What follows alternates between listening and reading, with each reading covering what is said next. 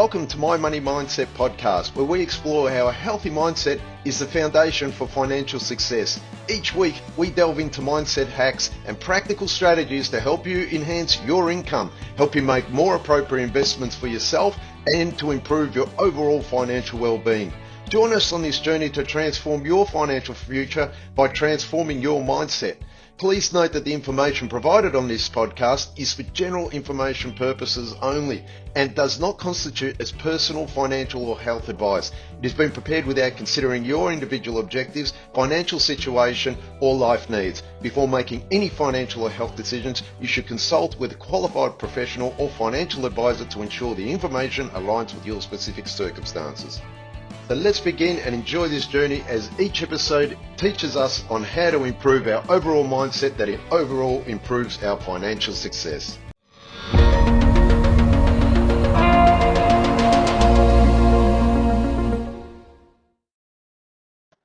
Welcome everyone to a new episode. It's a fantastic episode, this, because it's got a lot of positive and negative attributes, which always assimilates that of life. Yeah, so there's these are real scenarios that my clients and I have joined together and experienced together, and always there's a sunny side up to these stories that quite often happen in our lives, and we've just got to make do with what we have. And this particular scenario was a real life with a client of mine, Peter, where he basically was pretty keen to buy an investment property. He already had a owner-occupied property, but he wanted an investment property, and did the right thing by doing all the due diligence as far as making sure that he's got equity, deposit-wise and everything like that, and ended up buying an investment property. We did the finance for him. So basically what happened here was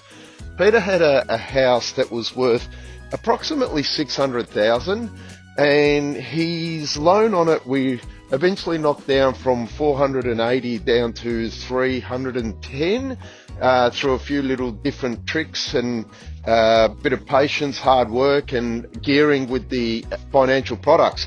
So what happened with Peter was that he ended up getting the equity. So we basically refinanced, got the equity out to buy another investment property, to which he actually moved in. During this time of refinancing, but the moons must have been aligned where he had a lot of good luck, and he actually bought a fantastic property, which I believe at the time was basically worth $100,000. When he bought it, it was actually worth $100,000 more than what he actually paid. So it was a fantastic result. It was roughly about $800,000 in value when it came up on the books, but we actually bought it for $700,000. So it was a perfect opportunity for Peter. And when I say good luck in life comes about, this was good luck, and it was a fantastic result. And at that time, we were able to do slight renovations. So basically, I got my team on board to help Peter out with our services. We renovated it slightly for him to move in, not to over really capitalize on the property at the time, even though we did buy it for $100,000 cheaper. Now, at the time, it was a fantastic result because he basically purchased something for $100,000 cheaper. It was a win-win. We actually got him some cracking results with the finance. And basically what we were doing now was renting his original property out now and collecting, it was somewhere in the vicinity of $580 a week, and that was also helped to contribute to pay off his new purchase. So it was a really good result. Peter was going along really well. He was in a job that was paying him circa around $100,000 per annum. That was including overtime. So he worked quite hard. And at the time when he moved into his new property, he met his partner that he still is with today. And basically he was having a great old time, paying off his property, doing as much overtime as possible, trying to increase his salary. He's really focused. His partner was as well.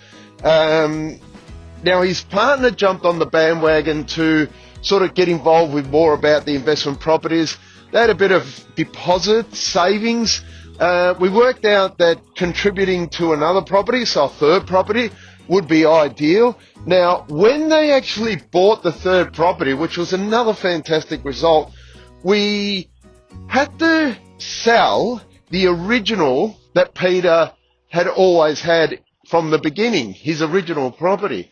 So what we actually had to do was, once again, send the team into his original property and fix it up. Now, the perfect scenario for Peter here was, even though he thought, look, his property was worth circa around the 650 to 700, as it was, because it wasn't renovated, but it wasn't old. It was lived in, but it was nice. So what we had to do was basically get the equity, or what we did do was, rather than get the equity of the property to pay for some renovations, to spruik it up, to put it for sale, we actually financed with a short-term loan that was as cheap as his home loan.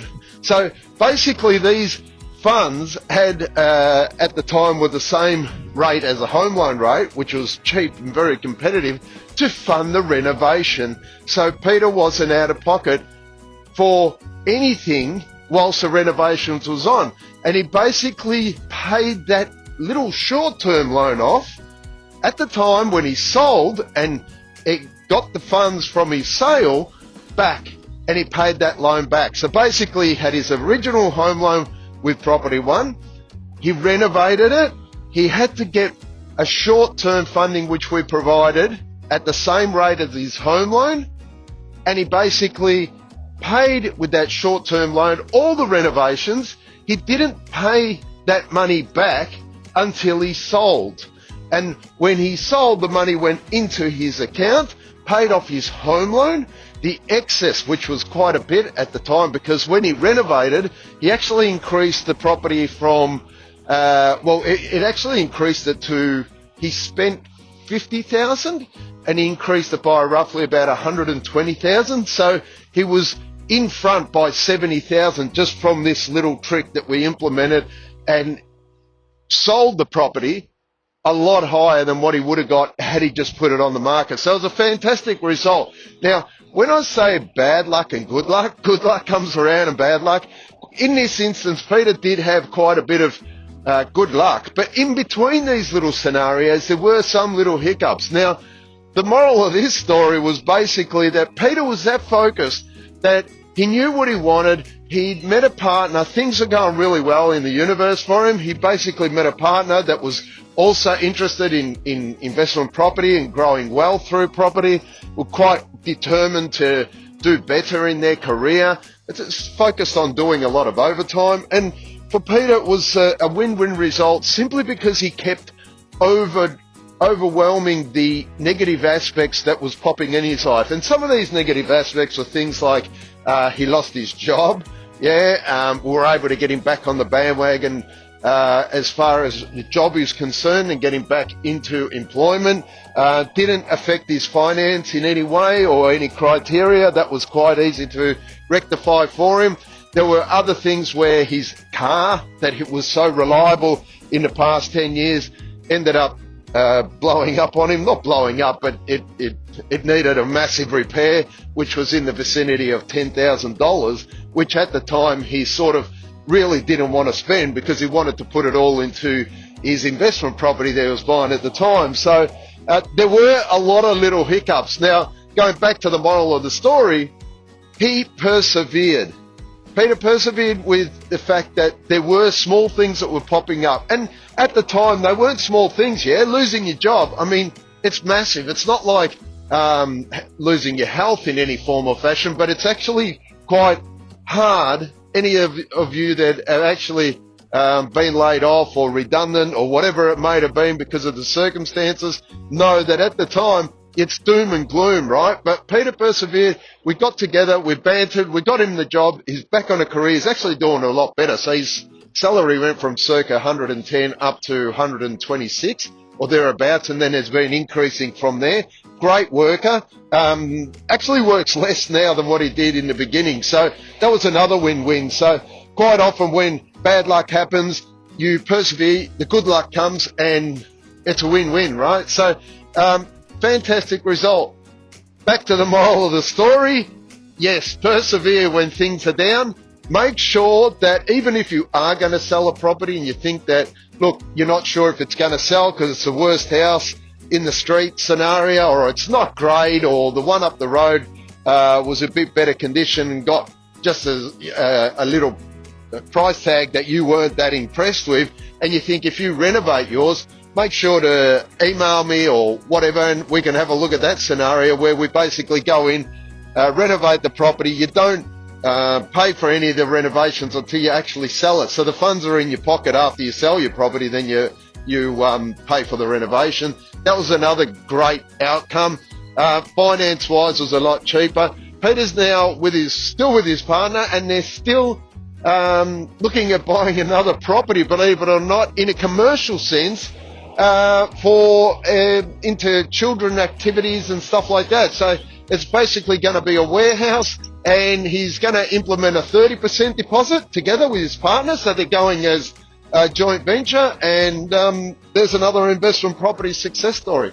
Thanks, guys. I hope this scenario that actually happens invigorates anyone, those of you that are really wanting to get into investment property, looking at either selling an investment property or anything like that.